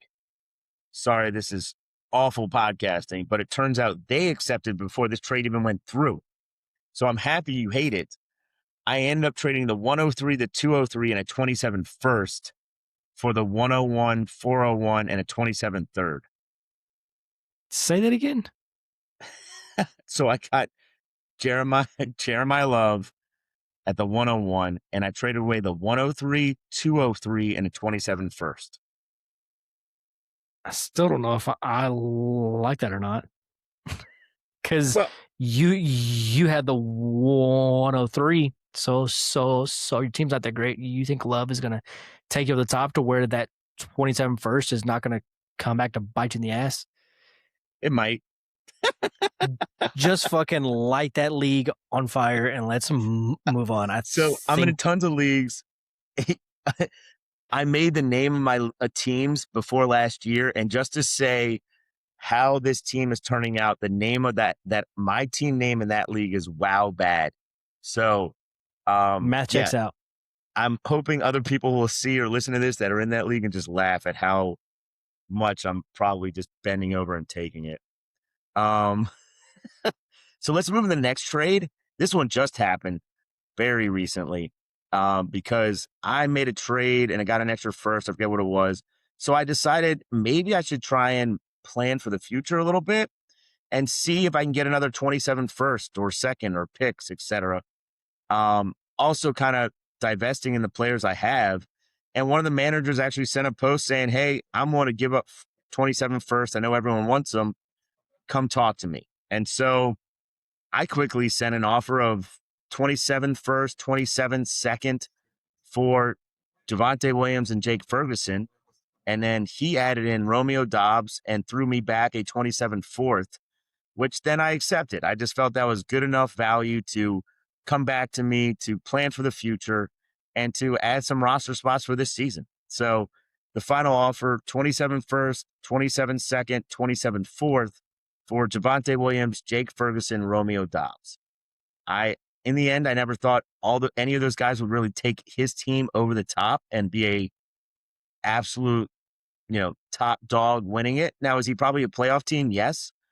But I didn't think that was the one or two or three pieces that could turn him from a top team into, a playoff team into the top team in the league for sure. What are your thoughts there? I think it smashed the picks. Depending on, I mean, this was probably a Cowboys fan, but I yeah, Javante Ferguson, there are great pieces for a team that's trying to win now. I don't think by themselves they're going to push a team over, but they're both probably going to be great this year. Maybe even next year, depending on what they do. I know Javante was a 3-year deal, so he's probably there for at least the next 2 years. And if you can buy a top 12 to 15 back for the next 2 years for a late first when you're trying to win the championship, then I don't fault this guy at all. If you win the league, your bad trades don't matter. So, right. um, don't worry about what this trade looks like in a year or two because you won the championship and that's gonna be there forever. But for your side, I think this is a pretty easy smash.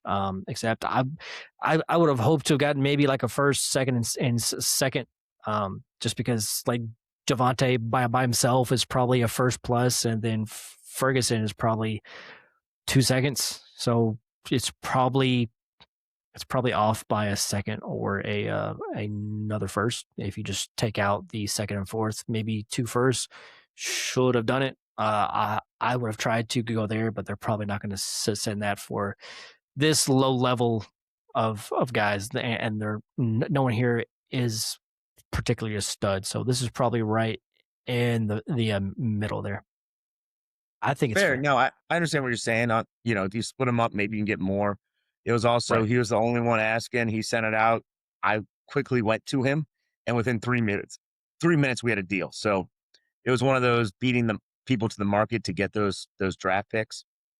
Um, and then who knows? Now I have three first and 2 seconds in that league. There So you go. yeah, no matter what, next year I have ammo to rebuild if my team goes to shit.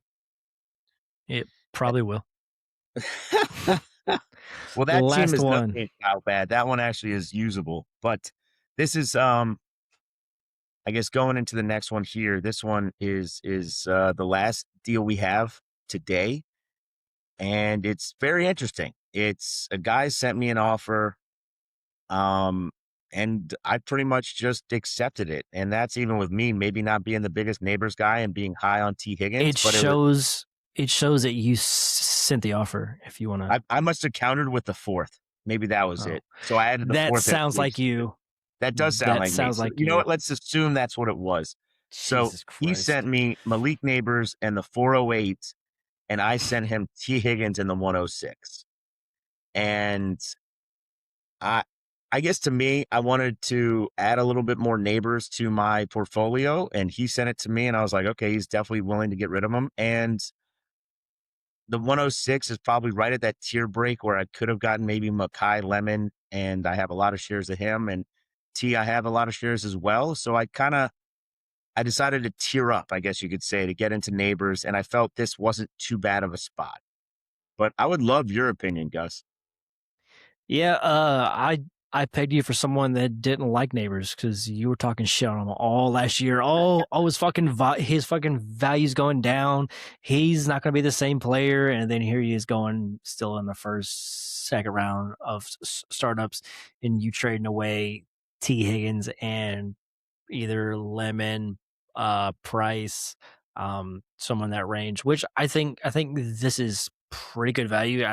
Most leagues, you're probably going to have to send like for three first value to get neighbors. So if you see T Higgins is like a first and a second for next year, that's kind of probably where I would see him if I'm trying to move him. I want a first and a second, two first, and then the 106. And of course, you got back the 408. I mean, that's top notch value. That is Thank how you. you fucking, like, all right, we are trading golden diamonds for golden diamonds. Hey, can you throw in that bag of spices? Like you fucking do this every single time we trade.